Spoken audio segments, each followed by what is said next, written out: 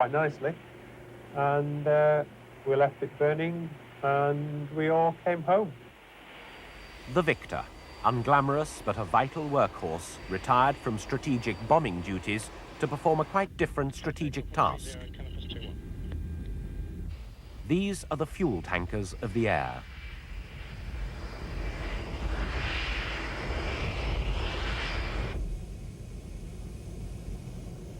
In order that Allied combat aircraft could operate at maximum effectiveness, spend as much time as possible near and over their targets, they were frequently refueled in mid-air, a tricky business that was a regular feature during the 38 days of unrelenting bombardment.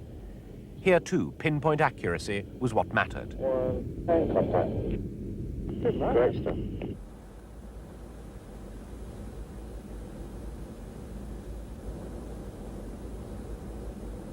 And the RAF crews earned American praise. The Royal Air Force is very much like the United States Marine Corps. Yet they're very motivated. I would not want that mission that those guys fly because they're down low, they're in the AAA. It's a dirt mission and they're just doing a dynamite job with it.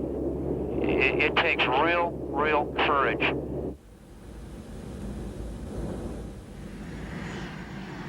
Iraqi resistance was mostly ineffective, but several planes did bring back the scars of combat, and in all, 6 tornadoes were lost during the campaign. After the runway denial missions were mostly over, different sorts of bombs were deployed, and tornadoes also carried rockets for some of their attacks.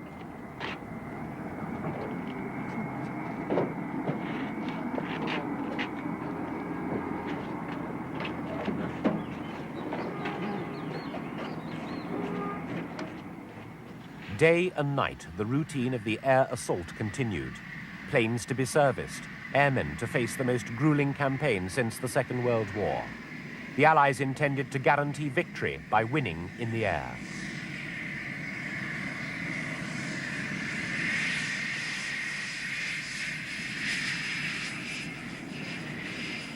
By the 10th day of the air offensive, venerable buccaneers arrived from Britain to back up the tornadoes.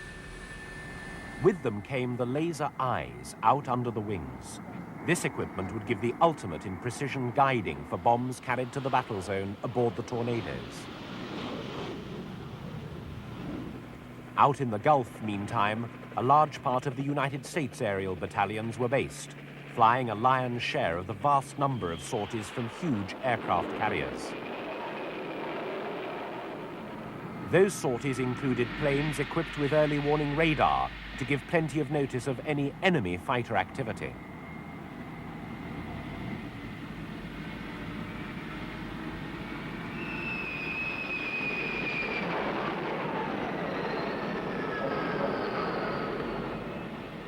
As aircraft arrived and departed around the clock, it was astonishing just how few did not make it back from the bombing and strafing runs across Iraq and Iraqi-held Kuwait. Altogether, the war cost the Allies 51 planes. Flying's obviously pretty hazardous, but being on the deck of an aircraft carrier at such times clearly has its dangerous moments too.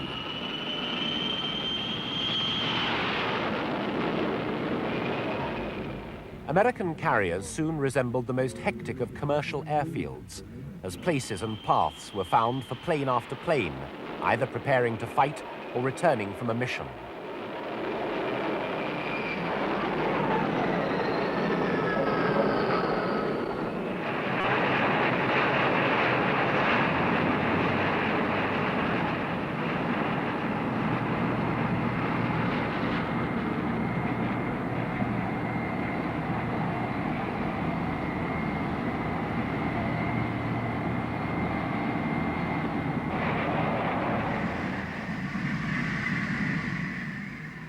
The Americans also operated from land bases in eastern Saudi Arabia. All told, there were 1,800 Allied combat and backup aircraft involved in the war against Iraq.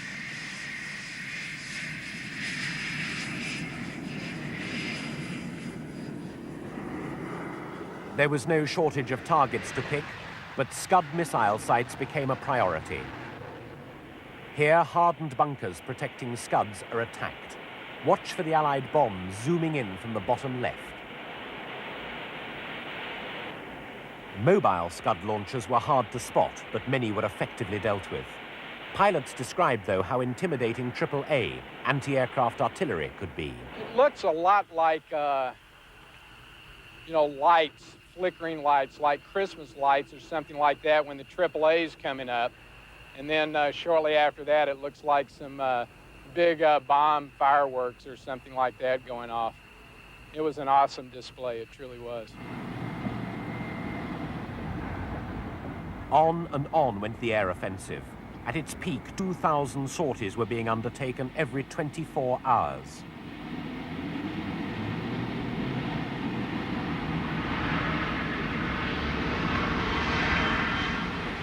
And it wasn't just from bases to the south of Iraq. At least one NATO airfield in Turkey on the enemy's northern flank was also in use.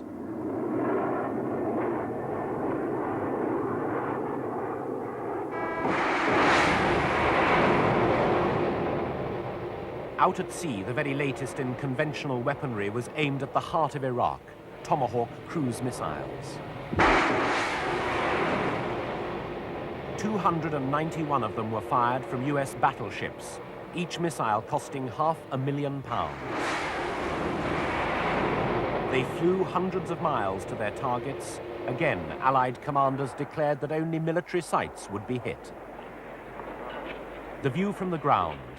Western TV crews were on hand to record the sea-launched Tomahawks as they sped at 500 miles an hour over Baghdad.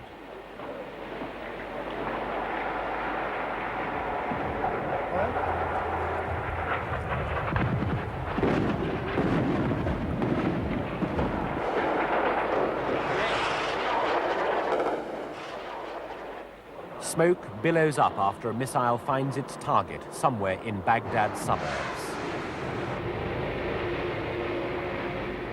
By night, as well as by day, the expensive missiles were dispatched.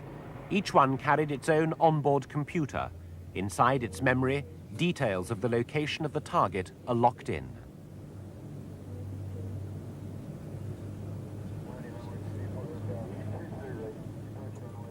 They were launched to impact an hour before spy satellites passed over the target area, to take photographs, making accurate damage assessment possible.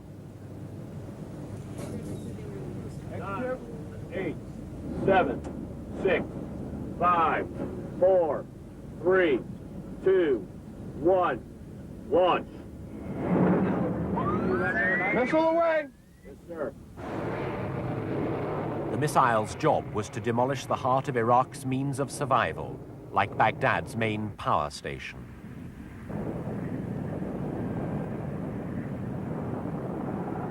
Airborne missiles were used alongside the long-range Tomahawks. This is on the front end of the weapon itself. This is the SRAM missile, with a camera in its nose striking a hardened hangar. The first missile in this attack goes straight home. A second, however, wobbles before locking back onto its target and a devastating hit. General Schwarzkopf took particular pride in the precision with which his military could hit what they wanted, while not hitting people involved in non-military pursuits. I'm now going to show you a picture of the luckiest man in Iraq on this particular day. Keep your eye on the crosshairs, right there. Look at here. Right through the crosshairs. And now in his rearview mirror.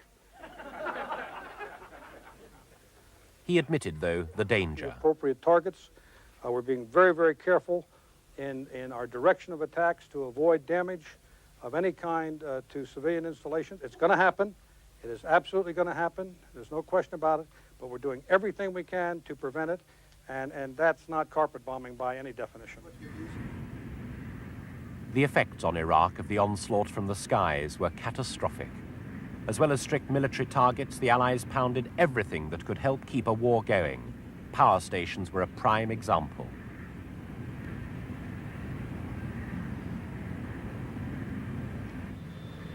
Government buildings were carefully picked out and wrecked, the results of the computerized precision targeting that the Allies employed to such remarkable effect.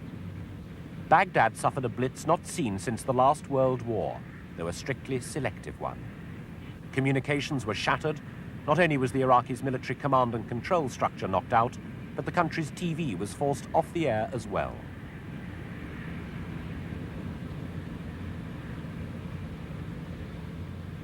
The civilian population suffered badly. Fractured mains and sewers, compounded by heavy rainfall, had parts of Baghdad awash and prompted fears of disease. Bridges across the Tigris River came down as part of the Allied campaign to prevent military movements and disrupt supplies. There's no way of knowing exactly how many people died, for no matter how great the commitment to avoid such casualties, they did occur, as General Schwarzkopf prophesied. What the outside world saw of the damage done both to public and private buildings was strictly under the Iraqis' control. They maintained that Allies were deliberately hitting civilian targets. The truth seems to be that few stray bombs there were, but very few. What did happen was that people and property on the ground suffered a good deal from anti-aircraft fire which came down, and by incoming missiles destroyed in flight before they hit those carefully pre-programmed targets.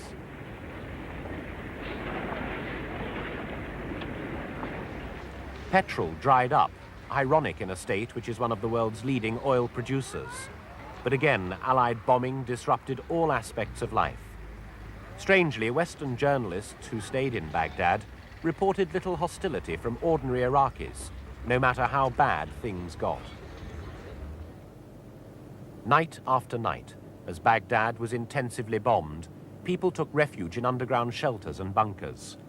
For the ordinary people of Iraq, there was little glory, much misery, in a country unable to defend itself against the mightiest military powers of the globe. Their president was assumed to be in his own well-guarded bunker, as he and his lieutenants struggled to command their military forces, most of them strung out in the desert under constant Allied bombardment. As the pressure on Iraq grew, so did the strain and danger facing those living in its cities and big towns. Although Saddam Hussein's support faded sharply after the war, during it there was much talk of loyalty, and there were sometimes signs of anger too. This is not a game! Those are human lives! Human lives! Enough of civilians!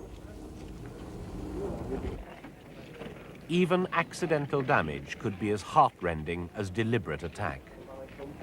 A rocket fell there behind us and damaged our house, as you see. President Saddam Hussein will stay here, and we will stay with him until the end of the war, and we will have our big victory here against America and other countries. Then, on February the 13th, a bunker in the Baghdad suburb of Amaria was bombed, and inside it died some 300 civilians, many women and children. The Iraqis declared it was well known to be an air raid shelter. It was a disastrous moment. Much of the Muslim world expressed outrage. America insisted, however, that the place was doubling as a military command center. Officials produced much evidence to support their opinion. A little later, a stray RAF bomb was to kill many civilians in the town of Fallujah. That time there was no argument. An accident of the ghastly sort all too common in war had occurred. We are not indiscriminately targeting civilian targets, and I think that the very action of the Iraqis themselves demonstrate that they know damn well that we're not attacking civilian targets. Since right now they've dispersed their airplanes into residential areas, they've moved their headquarters into schools, they've moved their